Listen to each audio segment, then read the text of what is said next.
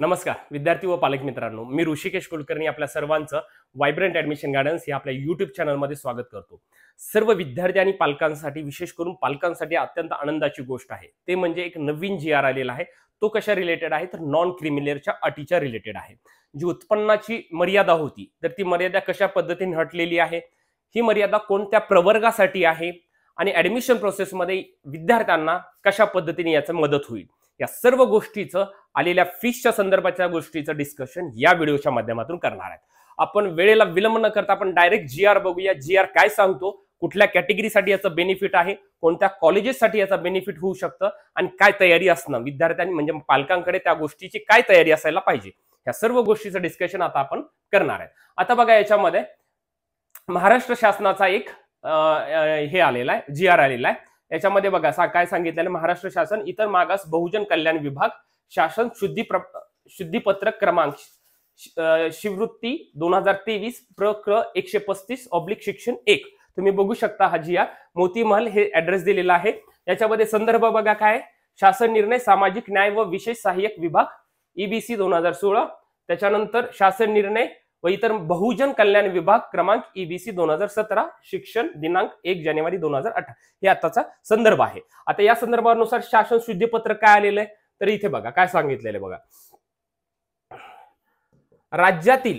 राज्यातील शासकीय, अशासकीय, अनुदानित व शासन मान्यता प्राप्त खाजगी विनाअनुदानित व कायम विनाअनुदानित महाविद्यालय, तंत्रनिकेतने आणि शासकीय विद्यापीठात विनाअनुदानिक तत्वावर सुरू असलेल्या निवडक व्यावसायिक अभ्यासक्रमासाठी प्रवेश घेतलेल्या विमुक्त जाती, भटक्या जमाती, इतर मागासवर्ग व विशेष मागास प्रवर्गातील विद्यार्थ्यांसाठी, कोणत्यासाठी म्हणजे विजे, पुन्हा NT1, NT2, NT3, त्यानंतर आपण म्हणू शकतो SBC आणि OBC, फक्त एवढ्याच कॅटेगरीमध्ये एवढ्याच प्रवर्गातील विद्यार्थ्यांसाठीची ही सूचना आहे।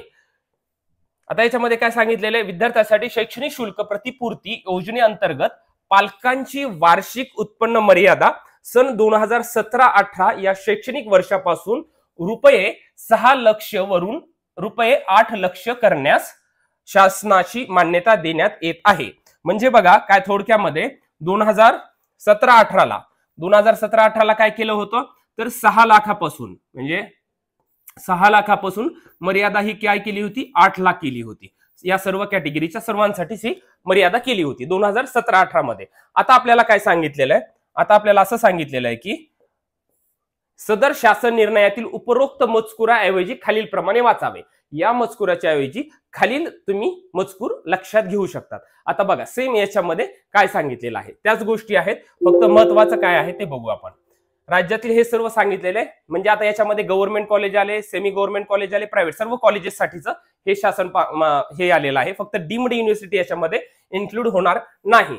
असलेल्या निवडक व्यावसायिक अभ्यासक्रमासाठी प्रवेश घेतलेल्या सर्व या कॅटेगरी विजे, NT1, NT2 म्हणजे BCD, NTB, NTC, NTD, त्याच्यानंतर SBC आणि OBC विशेष मागासवर्ग प्रवर्गातील विद्यार्थ्यांसाठी असलेली शिक्षण शुल्क व परीक्षा शुल्क प्रतिपूर्ती योजनाकरिता उत्पन्नाची अट रद्द करण्यात येत असून, सर्वात महत्वाची लाईन हे आहे, काय आहे की उत्पन्नाची अट रद्द करण्यात येत आहे।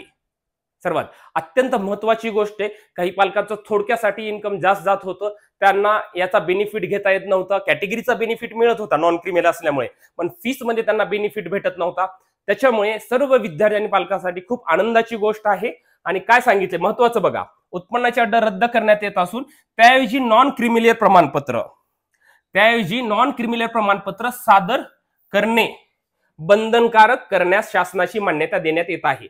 नॉन क्रिमिलियर उत्पन्नाची अट काढूनच टाकलेली आहे, परंतु कंपल्सरी तुम्हाला सबमिट काय करावं लागेल, नॉन क्रिमिलियर सर्टिफिकेट हे तुमच्याकडे असणं गरजेचं आहे, तरच तुम्हाला याचा बेनिफिट भेटेल। सदर शासन शुद्धीपत्रक महाराष्ट्र शासनाच्या या वेबसाईट वरती www.maharashtragovernment.in या संकेतस्थळावर उपलब्ध करण्यात आले असून त्याचा संगणक हे क्रमांक दिलेला आहे। तुम्ही सर्च देखील करू शकता, GR देखील बघू शकता। हा GR मी माझ्या ग्रुपमध्ये पण शेअर करतो, तुम्ही चेक करा। महत्वाचं काय आहे तर याच्यामध्ये बघा, महत्वाचं कशासाठी सांगितलेलं त्यांनी, विजे, त्याच्यानंतर काय आहे NT1, NT2, NT3, त्यानंतर SBC आणि OBC, फक्त याच प्रवर्गाच्या विद्यार्थ्यांसाठी ही इन्कमची अट काढून टाकलेली आहे. पण सर्वात जास्त महत्वाचं नॉन क्रिमिलियर त्यांच्याकडे असणं गरजेचं आहे आणि त्याची व्हॅलिडिटी सुद्धा असणं गरजेचं आहे. नॉन क्रिमिलियरची व्हॅलिड असणं नॉन क्रिमिलियर खूप जास्त गरजेचं आहे. हे असेल तर तुम्हाला त्याच्यानुसार सर्व बेनिफिट, कॅटेगरीचे बेनिफिट म्हणजे स्कॉलरशिप वगैरे तुम्हाला मिळेल. ऑलरेडी इथे 10% तुम्हाला फीस पडत होती, तर आता तेवढीच राहील, परंतु तुम्हाला ऍडमिशन त्या पद्धतीने मिळेल. ओबीसी आणि SBC विद्यार्थ्यांना, ओबीसीला सुद्धा, ओबीसीच्या विद्यार्थ्यांना महत्वाचा जास्त फायदा आहे. त्या विद्यार्थ्यांना पूर्ण फी भरावी लागत होती, अशा विद्यार्थ्यांना आता फक्त 50% फी पडणार, कारण की ही मर्यादा त्यांची काढून टाकण्यात आलेली आहे. महत्वाचं काय आहे, नॉन क्रिमिनल. आता याच्यामध्ये बघा, हे EWS साठी लागू आहे का, तर अजिबात नाही. EWS साठी ऑलरेडी इन्कम हे 8 लाखापेक्षा कमी असेल तरच तुम्हाला EWS सर्टिफिकेट मित्रांनो मिळत असतं. त्याच्यामुळे SEBC मराठा प्रवर्गातील विद्यार्थ्यांसाठी पण इथे काही त्यांनी सूचना नमूद केलेली नाहीये. काही प्रवर्गासाठी काही इथे सांगण्यात तरी सध्या तरी बिलकुल आलेलं नाहीये, त्यांच्यासाठी सुद्धा लागू होणार नाही. आणि ओपन कॅटेगरीच्या विद्यार्थ्यांसाठी इथे काही सांगण्यात आलेलं नाही. खरं तर हे असायला गरजेचं होतं.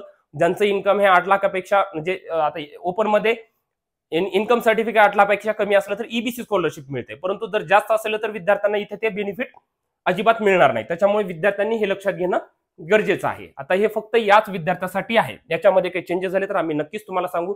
कॉलेज लेवलवरती आता जर गोष्टी काही सांगत नसतील, ऍडमिशन घेतल्यानंतर आपल्याला महाडीपीटी पोर्टलवरती स्कॉलरशिपचा फॉर्म भरता येतो आणि या फॉर्म नुसार तुम्हाला या सर्व स्कॉलरशिपचे बेनिफिट मित्रांनो घेता येत असतात. अशा पद्धतीच्या सर्व सूचना, महत्त्वाच्या अपडेट्स पाहण्यासाठी आजच आपल्या या YouTube चॅनलला सबस्क्राईब करा मित्रांनो. Thank you so much.